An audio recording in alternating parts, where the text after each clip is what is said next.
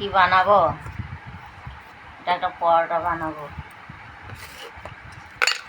2 cup ময়দা নিয়েছি, একটু লবণ, তেল, 2 চামচ তেল দিলাম। আচ্ছা, ভালো করে ময়ান দিয়ে মাখিয়ে নিলাম যেন এরকম মুঠো মুঠো হয়ে যায়। তাহলে জানবো ময়দার ময়ান হয়ে গিয়েছে। ময়ান দেওয়া হয়ে গেছে। এবার আস্তে আস্তে জল দেবো অল্প অল্প করে। এরকম করে মাখানো হয়ে গেল। এইবার একটু তেল হাতে দেবো, দিয়ে এটাকে ক্যারি দিয়ে 10 মিনিট ঢেকে রেখে দেবো, বাকি কাজগুলো সেরলেই।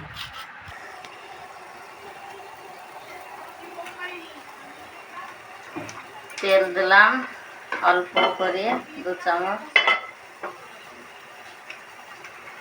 তেলটা গরম হয়ে গেল।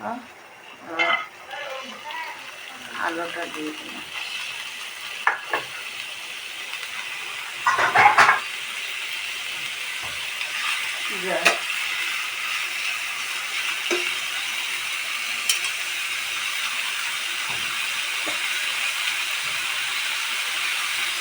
হলুদ,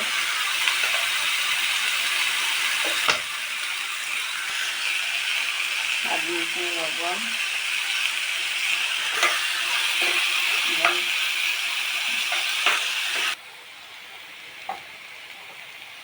লাল লাল করে আলুগুলো ভাজা হয়ে গেছে। আর পেঁয়াজ দিয়ে দেবো।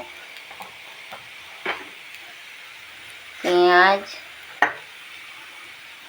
1 টেবিল চামচ টমেটো, ধনে পাতা, আদা, কাঁচা লঙ্কা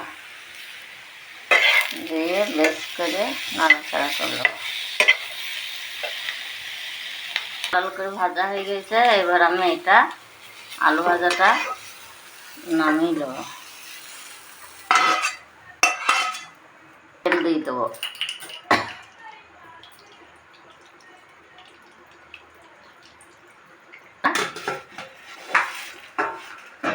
কত সুন্দর হয়েছে দেখেছ?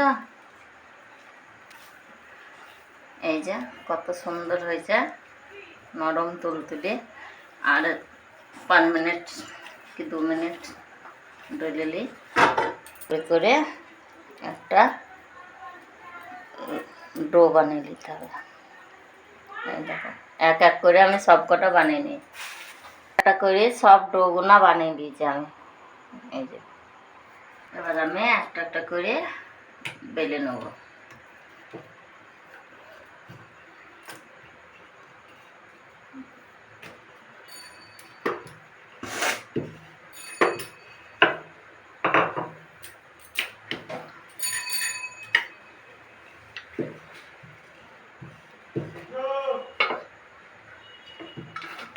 একটা একটা করে বেলে নিয়ে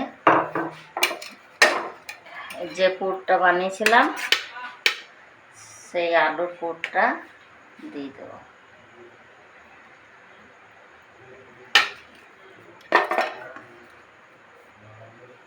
দিয়ে এইভাবে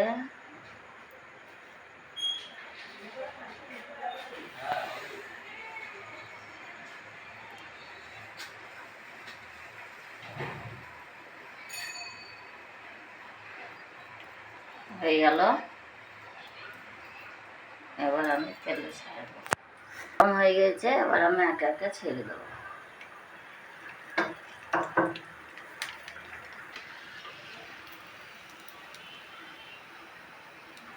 সবগুলা একটা একটা করে ভেজে তুলে নিলাম। কত সুন্দর ভাজা হয়েছে দেখেছো?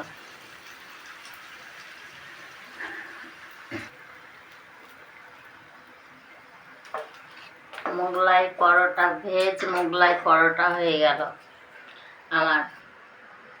দেখো, এটাকে এবার এইভাবে কেটে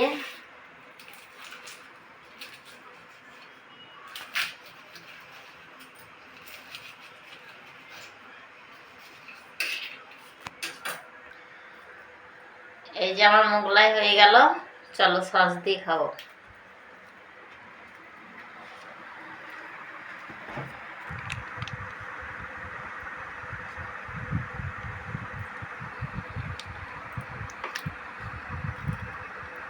আমাদের ভেজ মোগলাই পরোটা সস দিয়ে স্যালাড দিয়ে দারুণ। কেমন লাগলো বন্ধুরা কমেন্টে জানাবে, এবং আপনারা ঘরে বানিয়ে খাবেন, খুব তাড়াতাড়ি 5 মিনিটের মধ্যে হয়ে যাবে।